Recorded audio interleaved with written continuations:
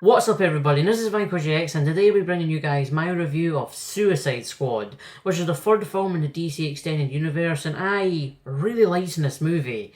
I had so much fun with this thing. So the story of Suicide Squad is that Amanda Waller is putting a team together, a team filled with crazy people, serial killers, crocodile looking folk, just a lot of fucked up shit. And this team is a deterrent in case someone like Superman, with the power of Superman, comes over and isn't as nice as him, doesn't have human values, like humanity, wants to save people, just wants to destroy, kill, and is just an asshole. So this team is a deterrent, and of course a threat like that happens, and they're put together to stop said threat. And by far the best part of this movie for me is the characters, the squad itself. They made me fall in love with this movie. Will Smith as Deadshot is great. He does a great job, and for those scared that he'll just be Will Smith being Will Smith, don't be. He is Deadshot. He becomes Deadshot. He just does a great job with this character. He's the most human character in this movie. He brings a lot of emotional depth to things, and he just is the standout character, like, instead of the others, because he's the most human. He's not insane, crazy. He's just a human character and wants to see his daughter, and that made him stand out from the rest of them. Margot Robbie's Harley Quinn is damn near perfect. She plays her excellently, and I just need to see more of this Harley Quinn. Put her in the Batman movie. Make that apparent rumoured spin-off you're going to do with Harley Quinn. Give her that movie. I just want to see more of her. She plays her excellently. She's crazy, funny, insane as all hell, and I just love this version of her. I just want to see more of her. And El Diablo, who was a surprising standout for me, and there's one scene he completely steals, it's just like, Jesus Christ, where did that come from? It makes every other part of that scene feel lackluster, because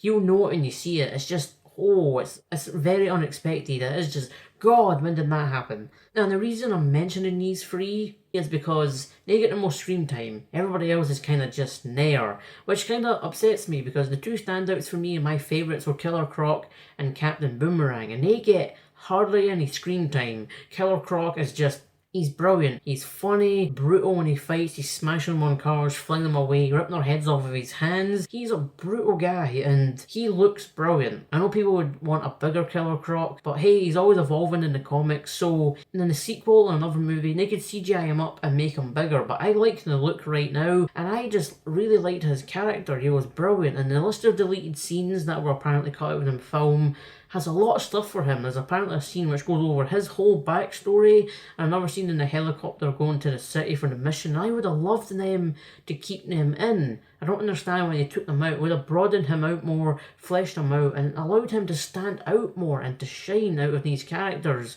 which I think he deserves, as he's great in this movie. And I just have to thank Courtney for Captain Boomerang. He is fantastic. He's my favourite guy from this movie. And again, he gets hardly any screen time, but I love this guy. It's just great to see him walking down the street, downing strongbow cans, being a sick, messed up guy, just flinging boomerangs around. He's just brilliant, and you can't call him can't act for shit Courtney anymore after this movie. Just play crazy motherfuckers. Just be the crazy nut jobs as you played him awesomely, and please put him in the Flash movie. I need to see more of this Captain Boomerang. He is just awesome.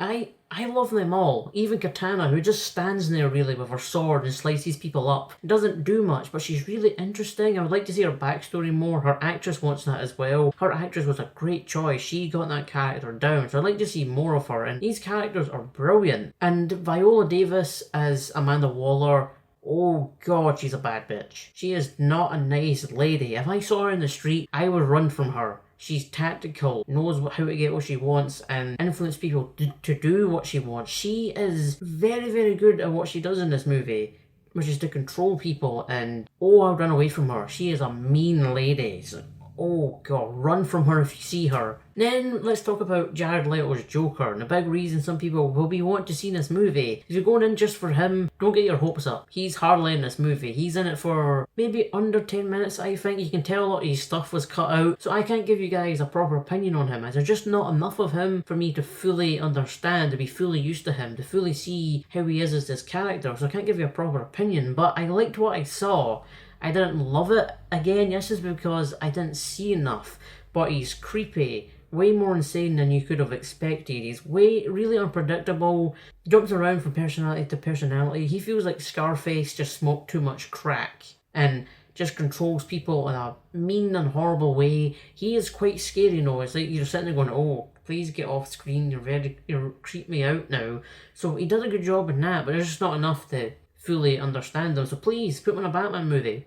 Flesh him out. Let in this version of Batman and this version of Joker go up against each other. I think that'd be interesting, and it'd just give us more of him, as he looks different, and I think people are going to really like him once we get more of him. And lastly, there's Enchantress, who is probably the weakest one in this movie. She doesn't do much, there's not much given to her, she's kind of just meh and flat and all that, but I did like the look of her. She looks like an ancient witch that you can tell has been here for thousands and thousands of years, and I wouldn't want to go up against her. She looks pretty creepy, but there's just not enough given to her. She's kind of flat and meh and just doesn't do much in the movie, so she's probably the weakest part out of this group of people. And the tone of this movie is what the DC Extended Universe needed, in my opinion. It's dark, but mixes comedy really well. It's not over the top or anything. I think this is what this universe needs, and they should go for. I think it works really well for these characters. It looks like Justice League's continuing this tone, and I really hope they do, as this tone fit this movie really well. It's dark, moody, you can feel these characters that have been through a bunch of shit and they're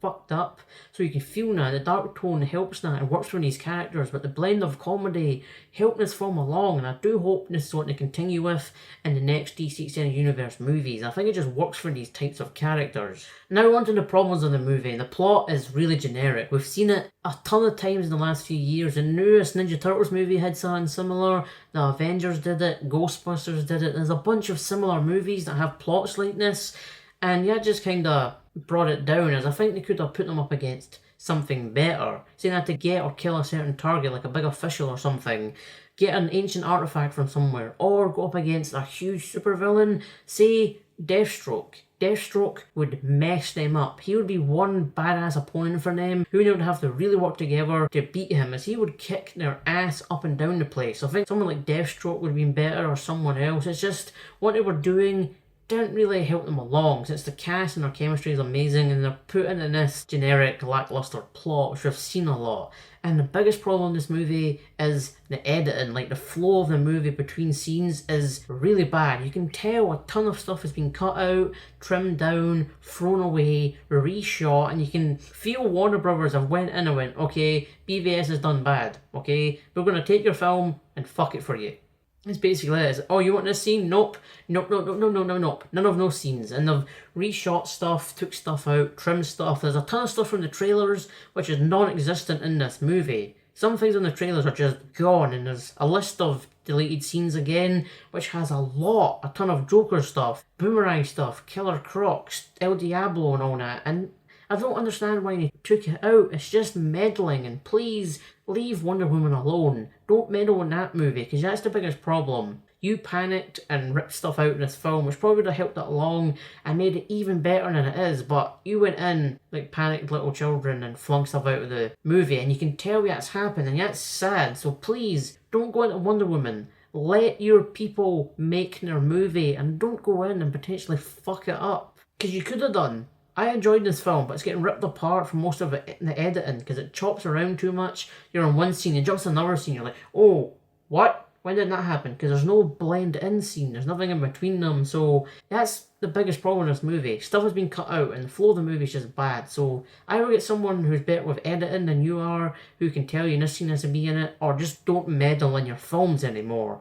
And I hope there's an extended cut for this movie, because I really liked it. I want to see more. I want to see more of the Joker and everything else they had for these characters. But I hope if there is an extended cut, it's the last one, because I don't want an extended cut universe at home on Blu-ray and a cinema DC Extended Universe. Give me an extended cut for this one and then stop with them. Don't meddle again. As this film could have been 10 times better than it was if we just left scenes in that were obviously important. And yeah, that's basically all the problems is in a movie, but the characters and the chemistry and the fun you have and the awesome action scenes when you see their powers and abilities getting used, it's awesome and a lot of fun. And just go in with an open mind. Forget about the reviews. If you're interested in the movie, just go see it. Make up your own opinions. So from the great characters and the chemistry, and just, I love the characters. The characters are amazing. The tone is perfect for these types of films. Keep the tone like that. It's excellent. Dark, dark with mixes of comedy, and it isn't over the top or a bit cheesy or whatever. Just, it's a great balance. Please keep that. And the action and the set pieces and the way the film looks is amazing. And the only real problems I have is the plot is really generic. The villain to go up against is pretty weak for this type of film. It should have been something else, like another villain like Deathstroke, or getting an artifact, or something else that should have suited the squad a bit better. And the editing or the flow of the movie is pretty bad, so they need to either stop meddling or get some better editors in there or something, because there's scenes that should have been kept in that you ripped out, and it kind of ruined the movie for a lot of people. So for all of that, I'm going to give Suicide Squad a 7.5 out of 10. I enjoyed the hell out of this film. I had a blast. It was fun as hell. I came out smiling and happy as all balls, and I just wanted to see more of it. I saw it twice, so there you go. It would have been an 8 if the editing and some scenes were kept in and just certain stuff like that. It's really fun. I had a blast. These characters are amazing. I just hope to see more of them. So I'm going to leave the video here, guys. If you like the video, rock it on that like button. Leave a comment down below and tell me what you thought of Suicide Squad, if you've seen the movie, which character was your favourite, what else you think they could do with these characters down the line, like a sequel or put them in other movies, and just DC Extended Universe stuff. And also don't forget to subscribe, as it does really help me out, guys. So thank you guys so much for watching, and stay tuned for the next video.